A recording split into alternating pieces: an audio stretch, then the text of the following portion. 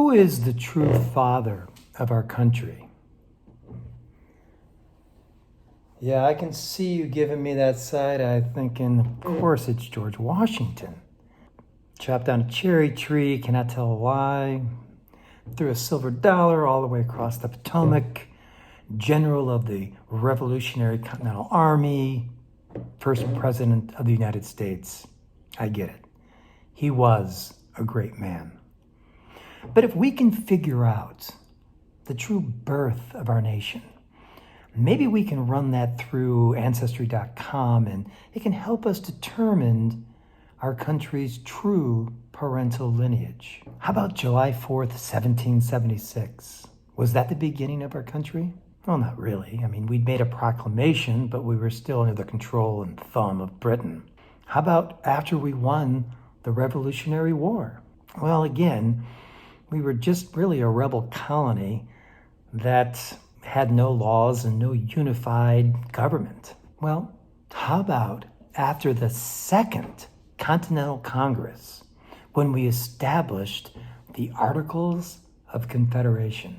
The 13 colonies were kind of like 13 balls bobbing around a little kid's bathtub, just occasionally careening into each other and flying around with no concern for each other or for the overarching union of them all. The laws were all different in the colonies. The money was different. Trade was chaotic and splintered. One of the big problems of the Articles of Confederation was just getting anything done.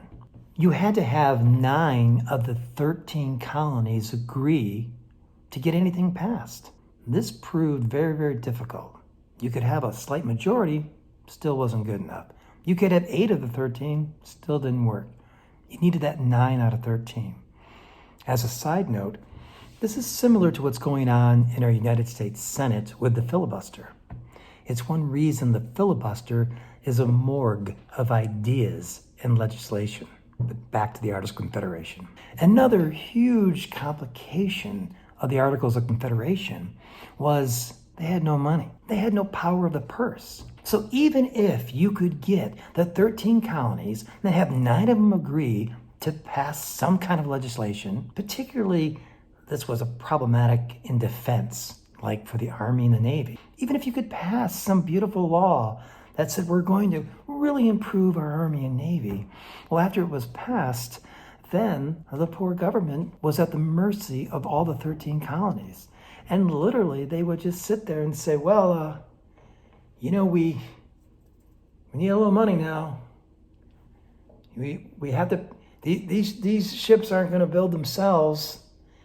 I mean, our government, our central government, it's like out of a Dickens novel. Could you spare some porridge, sir? Rhode Island? Delaware? I mean, it was an embarrassment. Well, there were a few people throughout the colonies that knew something had to be done. This just was not working.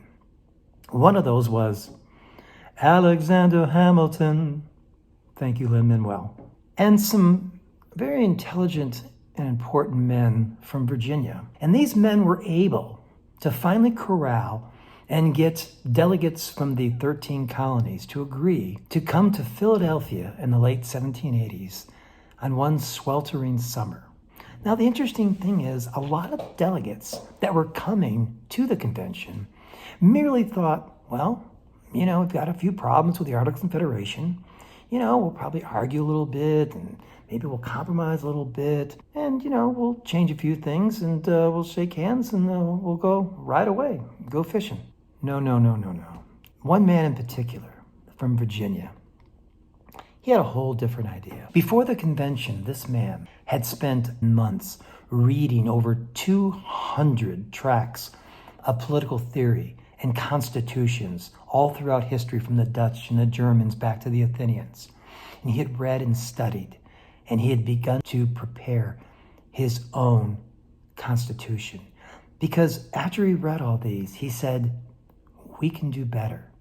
We can do better than this. And so when they came to Philadelphia, the Virginia squad, they came early. And they came early because as the other delegates straggled in on horseback or in their wagons, the Virginia crew would take some aside, 1, 2, 3 at a time, and they would talk to them. And they would talk about their plan. And remember, these men were brilliant. And this plan they dubbed the Virginia Plan. I told you they were brilliant. They would take them to the tavern and gave them a heads up. So by the time all the delegates had come to the actual meeting, the Virginia Plan and their crew had a leg up on all the others. Most of them had been briefed about the plan.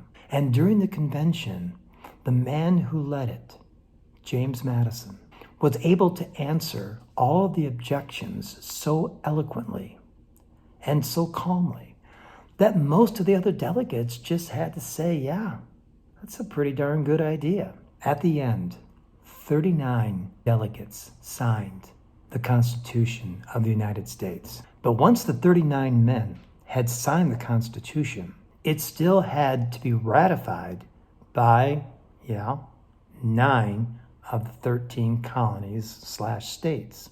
So James Madison, of course, not one to shirk his duties, he got together with Alexander Hamilton and John Jay, and they wrote the Federalist Papers, which is considered one of the greatest works of political science ever written. And in that time, the Federalist Papers helped people to understand and finally agree to this new Constitution of the United States. Let me close with this. 2 million people take an oath to work for the federal government. In that oath, they say, I will support and defend myself and my family. Well, it doesn't really say that. They say, I will support and defend my friends and citizens. Well, it doesn't say that either. Okay, here we go. It says, I will support and defend my country. It doesn't even say that either. What the constitutional oath says, that 2 million federal workers all have to raise their right hand and say, is I support and defend the Constitution of the United States from enemies, foreign and domestic.